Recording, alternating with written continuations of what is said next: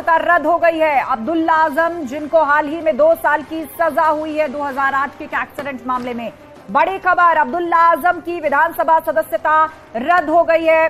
स्वार seat से विधायक अब्दुल्ला आजम, उनकी सदस्यता चली गई है। सवाल तभी से उठ रहे थे क्योंकि नियम ये कहता है 2 साल या उससे अधिक की सजा होने पर जनप्रतिनिधि की सदस्यता चली जाती है, और इससे पहले आजम खान के साथ भी ऐसा हो चुका है।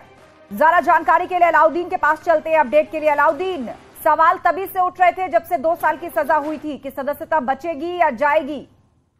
देखिए, जो नियम कहता है उसमें सदस्यता जाना बिल्कुल निश्चित था, क्योंकि आपने आजम खान के मामले में इसी तरह से एपिसोड तमाम दिखा था। इसके अलावा अभी मतदान करने के अधिकार पर भी रोक लगेगी। जो पूरा एपिसोड होता है संवैधानिक तौर से, जो न्यायालय का आदेश होता है वो डीएम, संबंधित डीएम के यहाँ आता है। डीएम जो है निर्वाचन आयोग को भेजता है, फिर निर्वाचन आयोग पूरी रिपोर्ट विधानसभा अध्यक्ष को भेजता है, फिर विधानसभा का जो पटल कार्यालय है, सचिवालय जो कहा जाता है, वो फाइनली निर्णय लेता है। फिलहाल जो ऑफिशियल वेबसाइट है उत्तर प्रदेश विधानसभा की, उसके पटल कार्यालय पर इस आदेश को अपलोड भी फिलहाल कर दिया गया है।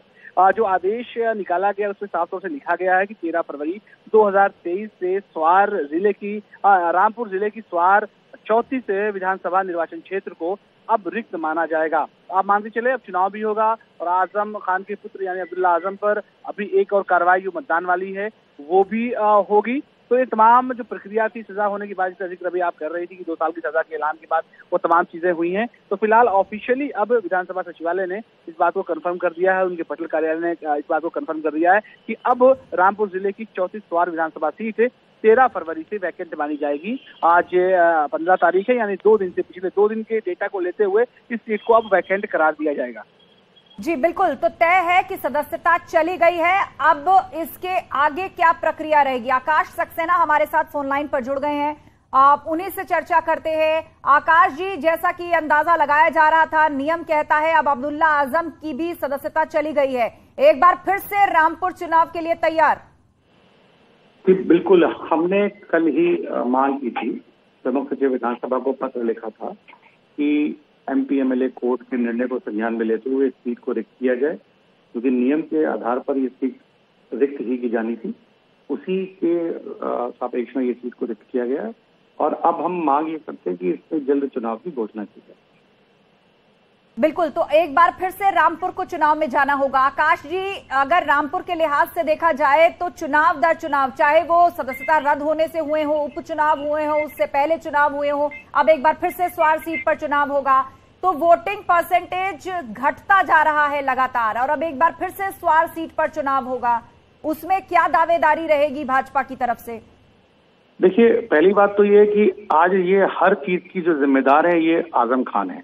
आज उन्हीं की वजह से ही रामपुर को बार बार चुनाव का मुंह देखना पड़ता है, क्योंकि जिस तरीके से इन्होंने झूठ के पहाड़ के ऊपर अपना साम्राज्य खड़ा किया था, आज वो ताश के पत्तों की तरह बिखर रहा है। जनता पूरी तरीके से ये देख रही है कि सिर्फ इन्हीं लोगों ने अपने परिवार को आगे बढ़ाने के लिए, अपने परिवार को व्यक्तिगत फायदा पहुंचाने के लिए गलत तरीके से चुनाव लड़ा और चुनाव को जीता। जनता पूरी तरीके से जानती है, भारतीय जनता पार्टी 24 घंटे चुनाव मोड में रहती है। जैसे ही चुनाव की घोषणा होगी, भारतीय जनता पार्टी चुनाव लड़ेगी और चुनाव जीतेगी।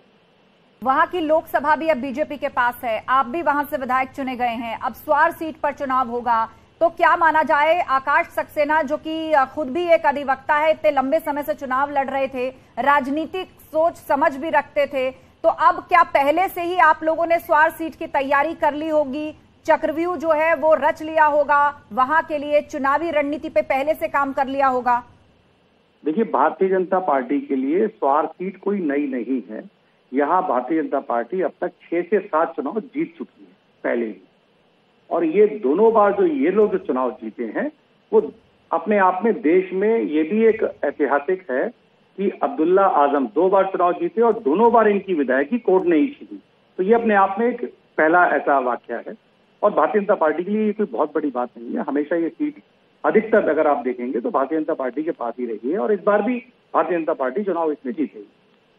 बिल्कुल, तो आपका दावा ये है कि स्वार सीट भी भाजपा ले जाएगी। लेकिन आकाश जी, देखिए, बड़ी अजीब सी बात है, वक्त का फेर इसी को कहते हैं कि ऐसा पहली बार होगा क्या जब आजम खान या उनके परिवार का कोई भी सदस्य आज की तारीख में न लोकसभा न विधानसभा कहीं का सदस्य रह गया है? बिल्कुल, देखिए ये सब कर्मों की सजा है, जैसी करनी वैसी भरनी। आपको सबने दुनिया जानती है कि आजम खान ने जिस तरीके से सिर्फ और सिर्फ अपने परिवार में ही राजनीति को रखा, तो आज सब भगवान सब देख रहा है और आज जो भी कुछ है वो सब भगवान की वजह से सब सामने आएंगे। ठीक है, और इस वक्त हमारे साथ सपा प्रवक्ता अमीक जमई भी जुड़ गए हैं। आकाश जी, आपसे बातचीत हमारी जारी रहेगी, एक रिएक्शन अमीक जमई जी से भी ले लेते हैं। अमीक जी, पहले आजम खान की सदस्यता गई, अब अब्दुल्ला आजम की भी सदस्यता चली गई और ये दूसरी बार हुआ है। इससे पहले भी अब्दुल्ला आजम की सदस्यता कोर्ट के ही थ्रू गई और अब दोबारा मामले में भी कोर्ट के ही थ्रू सजा हुई और सदस्यता गई। देखिए, ये लोकतंत्र पे, डेमोक्रेसी पे हमला है। हम तो आदरणीय मुख्यमंत्री जी से कहेंगे, योगी जी से, कि पूरा विपक्ष का एमएलए खत्म कर दीजिए। आप अकेले रहिए सदन में, आप विपक्ष नहीं चाहते हैं। अब्दुल्ला आजम साहब एक नौजवान लीडर, पढ़ा लिखा नौजवान, आपको देखा नहीं जा रहा है। सवाल ये है कि जब आदरणीय मुख्यमंत्री योगी जी ने, केशव मौर्य जी ने जब सरकार बनी, इतने गंभीर आरोप थे तो इनके आरोप खुद इन्होंने माफ करवा लिए सदन के। क्या ये बात सही नहीं है कि आदरणीय अखिलेश यादव जी जब मुख्यमंत्री थे, हम अगर चाहते तो मुख्यमंत्री योगी जी को किसी लायक नहीं छोड़ते, एमपी तो छोड़िए, सीएम छोड़िए, एमएलए बनने के लायक नहीं छोड़ते। लेकिन समाजवादी लोगों ने, नेताजी ने, माननीय अखिलेश यादव जी ने, इवन आजम खान साहब ने योगी जी को लेकर कभी भी राजनीतिक दुश्मनी हमने नहीं निभाई। अखिलेश, हमारे आजम खान साहब, सजाएं तो कोर्ट से हो रही है। भाजपा बार बार कह रही है कि आप लोग क्यों उसको घसीट रहे हैं। कोर्ट तो सबूत गवाह के आधार पर फैसले लेता है। देखिए क्या हाई कोर्ट ने, सुप्रीम कोर्ट ने जिस तरह से शक्तियों का दुरुपयोग उत्तर प्रदेश की सरकार ने माननीय आजम खान साहब पे किया, क्या सुप्रीम कोर्ट ने उस पर सवाल नहीं उठाया? क्या बेल उनको नहीं, ये नहीं कहा गया कि पूरा अमला गैर कानूनी तरीके से माननीय आजम खान साहब के खिलाफ लगा दिया गया? जुर्म क्या है उनका? जुर्म ये है कि कैसे गरीब मुसलमानों की तालीम का, शिक्षा का इंतजाम माननीय, और ये आकाश जी, ये तो गुलाम है नवाबों का। नवाबियत, राजे रजवाड़े समाजवादियों ने उड़ा दिए थे हवा में। आज उनके बल पे ताकत का दुरुपयोग करके वो माननीय आजम खान साहब को और हमारे अब्दुल्ला जी को बेदखल जो करना चाह रहे हैं। देखिए, समाजवादी एमएलए एमपी की वजह से नेता नहीं है। नाम लिया आकाश सक्सेना जी का, वो हमारे साथ कनेक्टेड है। आकाश जी, आप सुन रहे हैं अमीक जमई जी को? आपको आवाज पहुंच रही है? मैं बिल्कुल सुन रहा हूँ। और इनकी औकात नहीं है योगी जी के बारे में बोलने की। अपने मुंह को बहुत संभाल के रखें कि योगी जी के बारे में जो कह रहे हैं गोरखपुर के दंगे में आरोपी थे। पहले अपनी औकात देखिए कि आप क्या है, मुंह संभाल के बात कीजिए। आराम से अमीक जी, आराम से। आपने उनको गुलाम कहा, बदले में उन्होंने भी आपकी भाषा का उपयोग किया। लेकिन मैं दोनों से निवेदन कर रही हूँ, भाषा की मर्यादा संभालिए। गुंडे के बारे में क्या बात बोल रहे हैं आप? तमीज से बात करो, तमीज से। योगी जी के बारे में जो बात बोल रहे हैं, भाषा की मर्यादा का ध्यान रखिए।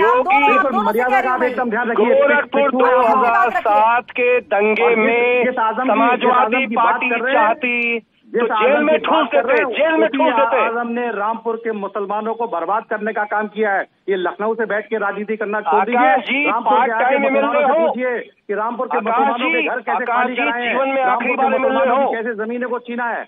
बात करते हैं कि हम इस लायक नहीं छोड़ते। छोड़ने की आखिरी बार एमएलए हो, औकात ना दिखाओ हमें। औकात मत बताओ। मैं लिख के दूंगा भी खिलाफ मुख्यमंत्री के बारे में ऐसे शब्द बोल रहे हैं। फिर पलट के आकाश सक्सेना आपको उसी तरह की भाषा का इस्तेमाल करेंगे। न्यूज़ 18 का मंच है, आप दोनों भाषा की मर्यादा का ध्यान रखिए। विधानसभा में मुख्यमंत्री जी के बारे में अगर कहेगा, मैं लिख के शिकायत करूंगा, मुकदमा दर्ज करूंगा इस पे मैं।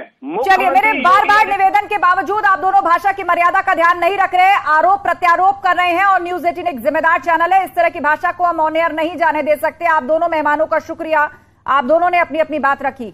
रुक करते हैं, राजीव हमारे सहयोगी हमारे साथ लाइव जुड़ रहे हैं। राजीव, समाजवादी पार्टी इसको लोकतंत्र पर हमला बता रही है और यही जब आजम खान के साथ हुआ था, यही लफ्ज तब भी थे, और जबकि बीजेपी कह रही है कि सजा देने वाला कोर्ट है।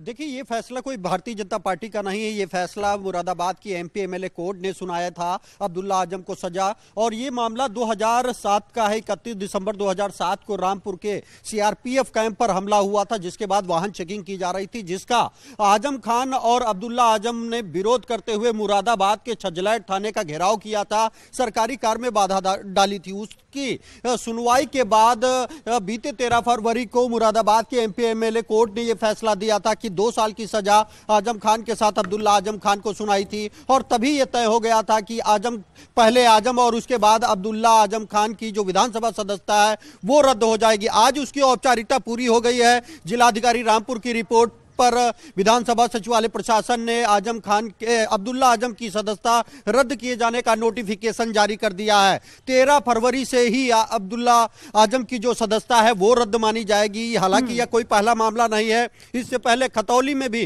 जो बीजेपी के विधायक विक्रम सैनी थे, उनकी भी 2 साल सजा मिलने के कारण उनकी सदस्यता रद्द की गई थी। खतौली में दोबारा चुनाव कराया गया था। ऐसे में अब उम्मीद जताई जा रही है कि जल्द ही आने वाले दिनों में भी रामपुर जिले के स्वार विधानसभा से, जहां से अब्दुल्ला आजम विधायक बने थे, वो अब सीट रिक्त हो चुकी है। तो ऐसे में अगर हायर कोर्ट से अब्दुल्ला आजम को राहत नहीं मिलती है तो जल्द ही चुनाव आयोग उस पर चुनाव कराने की घोषणा भी कर देगा। तो कहीं ना कहीं ये एक बड़ा झटका है, न सिर्फ आजम और अब्दुल्ला के लिए बल्कि समाजवादी पार्टी के लिए भी। और यही कारण है कि आप देख रहे हैं कि आरोप और प्रत्यारोप का दौर जो है वो शुरू हो चुका है। बिल्कुल, आरोप प्रत्यारोप का दौर शुरू हो चुका है, लेकिन कुल मिलाकर अब वास्तविकता और सच्चाई ये है कि अब स्वार सीट पर बहुत जल्द ही उपचुनाव होगा। रामपुर को बार बार चुनाव में जाना पड़ रहा है। राजीव, ऐसे में हम देख रहे हैं कि वोटिंग परसेंटेज भी घटता जा रहा है। इसको भी अहम वजह मानी जा रही है कि जनता कितना वोट करे। बीते 2-2.5 साल के अंदर आप उठाकर देखिए, कभी लोकसभा का उपचुनाव होता है, कभी यूपी का विधानसभा चुनाव होता है, फिर बाई इलेक्शन होता है, फिर आजम खान की सदस्यता जाती है, उसके लिए चुनाव होता है, और अब अब्दुल्ला आजम की स्वार सीट, उस पर भी चुनाव होगा।